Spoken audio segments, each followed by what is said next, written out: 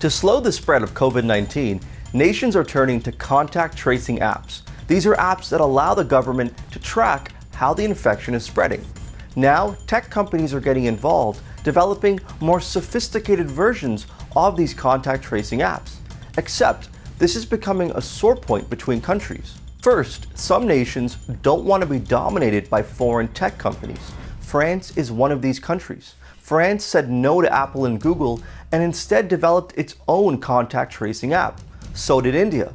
But other countries who initially resisted foreign tech companies have changed their mind. Examples are Germany and UK. But there's perhaps a second, more serious issue: data collection and surveillance. More and more groups are worried that governments could surveil societies, domestic and foreign, through these contact tracing apps. Fears are high in the Middle East. In Bahrain, a contact tracing app was secretly inputting user data into a game called Are You at Home?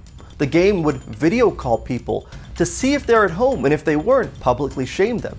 In Norway, data that was supposed to be decentralized was put onto centralized servers, creating new privacy fears. For now, people may be too worried about the virus to react to what's happening. But once the virus passes, they might start asking questions. Governments might demand that tech companies share or delete the data they've collected. Or governments might use the data that's been collected to gain new insight into foreign societies. And at the same time, the social design of countries may change.